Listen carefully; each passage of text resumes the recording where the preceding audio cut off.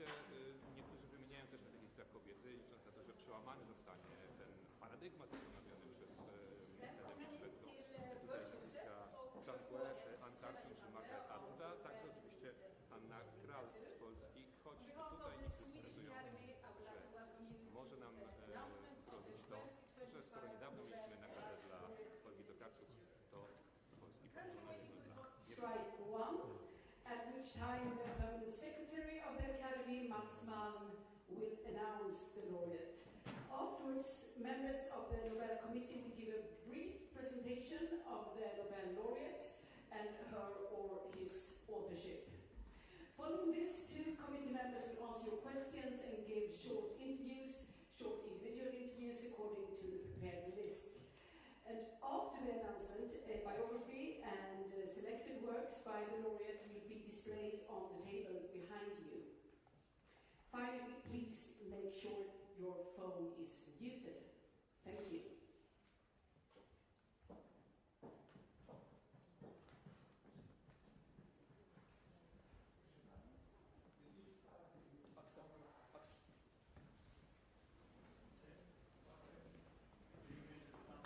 Inte i våran.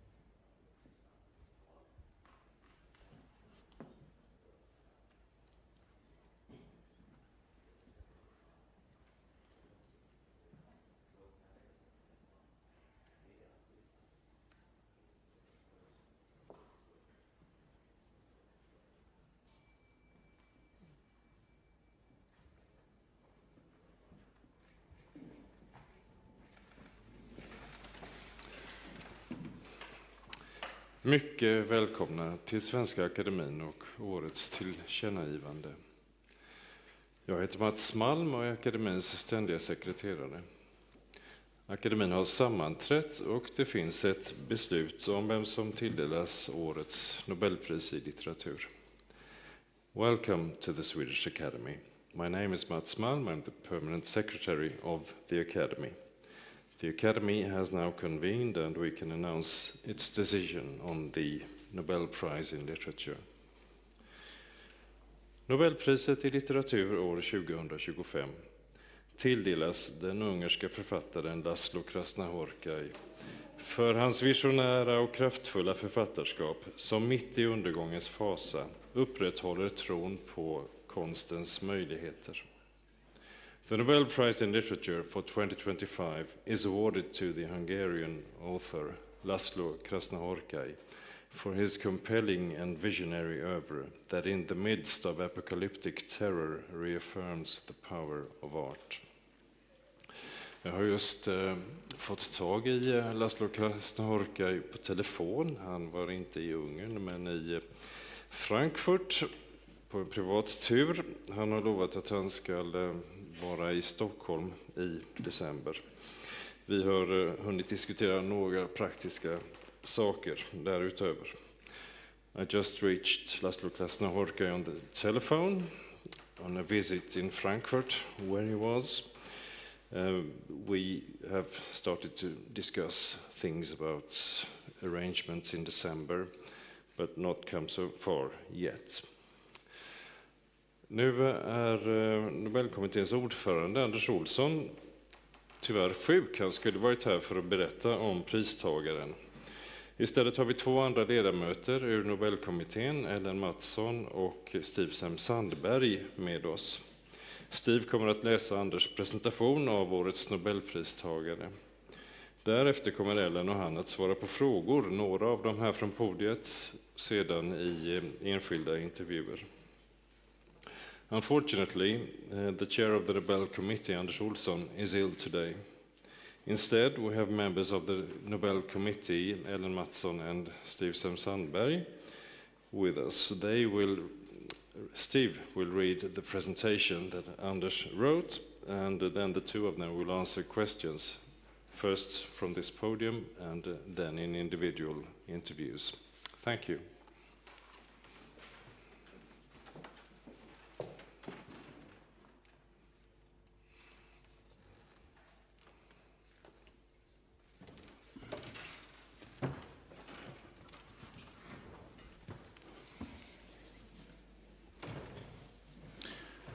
Ja, välkomna då ska ni vara till den här presskonferensen om 2025 års Nobelpristagare i litteratur, Laszlo Krasznahorkai.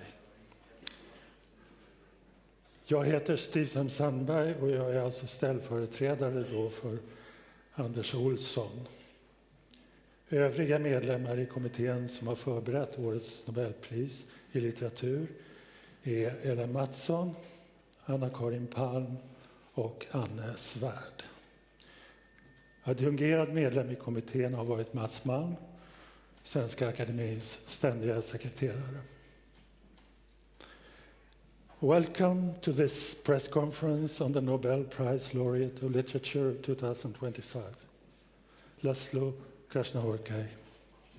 My name is Steve Sandberg, and I'm standing in for Anders Olsson today.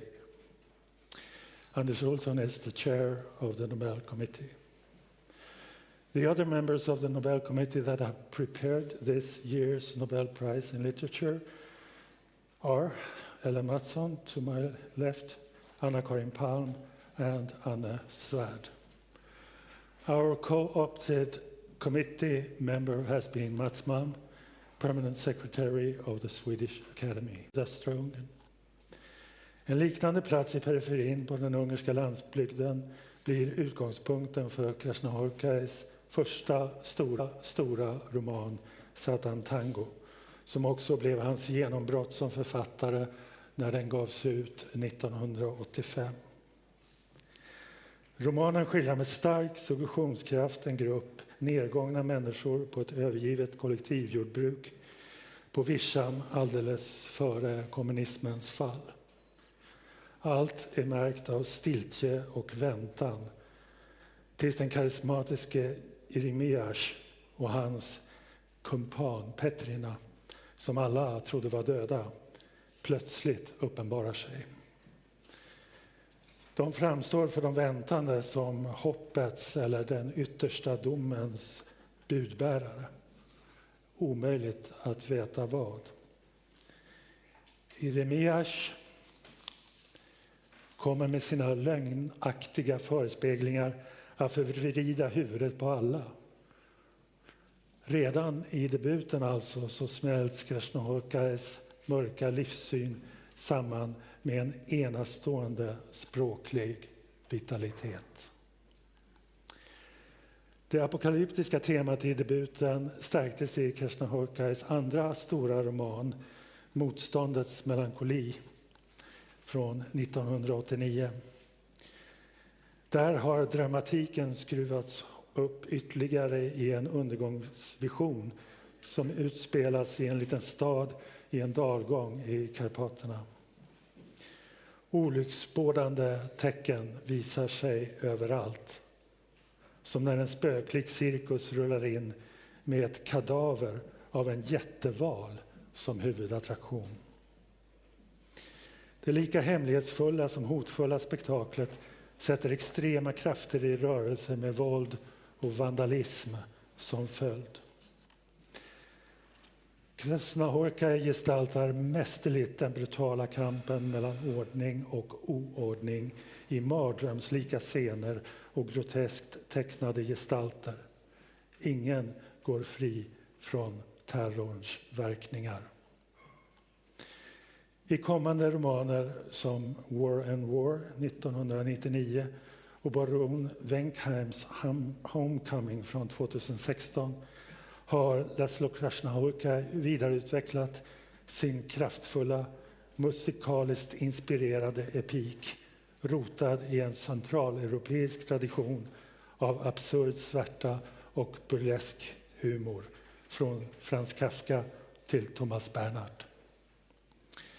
Men i romanen Härst 07769 från 2021 har han mer realistiskt gestaltat rädslan som det sociala våldet skapar hos människor i en till synes välordnad tysk småstad. Mot fonden av arvet efter Johann Sebastian Bach så ställs terror och skönhet mot varandra. Men det sker i ett enda andetag, i en mening utan punkt. På så vis så speglar formen verklighetens natur. Krasnahorkais tungt framvällande syntax har blivit hans signatur som författare. Men den rymmer också från början lätthet och stor lyrisk skönhet. Inspirerad av intryck från resor till Kina och Japan i början på 2000-talet så har han också vidgat den centraleuropeiska kontexten i flera mera finstämda verk. Först i den gåtfulla berättelsen som på engelska heter A Mountain to the North, A Lake to the South, Paths to the West, A River to the East från 2003. Sedan i den magnifika Seibo där nere från 2008 som i 17 förtätade kapitel är vigd åt konstens närvaro i en värld av blindhet. Horkai was born in 1954 in the small town of Jula in the southeastern part of Hungary. A similar setting on the outskirts of the Hungarian countryside is the scene of Krasnahorkai's first novel, Satan Tango, which also became the author's breakthrough work upon its publication in 1985. The novel portrays in powerfully suggestive terms a destitute group of residents on an abandoned collective farm just before the fall of communism. Silence and anticipation reign until the charismatic Irimias and his crony or sidekick Petrina, who were believed to be all dead, suddenly appear on the scene. To the waiting residents, they seem as messengers either of hope or of the last judgment. It is impossible to know which. Irimias, with his deceitful pretenses, leaves almost all of them tied up in knots.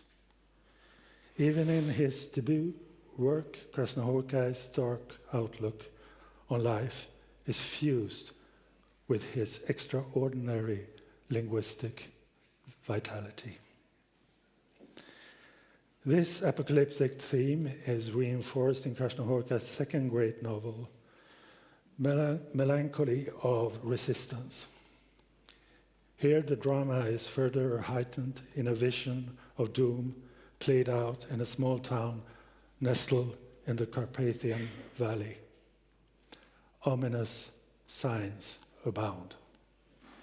Crucial to the dramatic sequence of events, Wenkheim's homecoming, Krasnahorkai develops his powerful, musically inspired epic style, rooted in the Central European tradition of dark, absurd burlesque that extends from Kafka to Thomas Bernhard.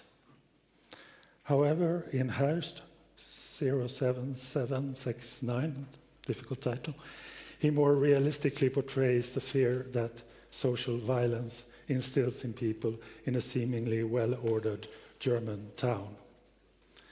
Against the backdrop of Johann Sebastian Bach's legacy, terror and beauty are placed up against each other. And yet, everything happens in a single breath, in a single sentence without full stop. The form, therefore, mirroring the nature of reality. While it is Krasznahorkai's weighty, rolling syntax that has perhaps become his signature as an author, his style on below, which in 17 condensed chapters is dedicated to the presence of art in a world of blindness and impermanence. It is Laszlo Krasznahorkai's artistic gaze, which is entirely free of illusion and which sees through the fragility of the social order, combined with his unwavering belief in the power of art, that has motivated the Academy to award him this prize.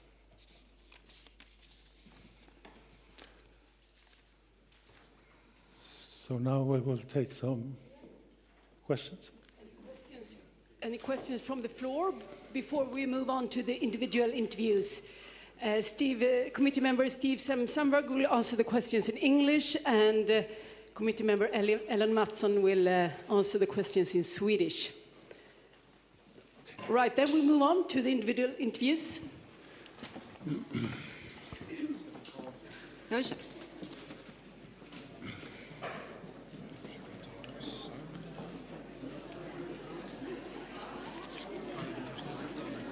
Nej, tar du det?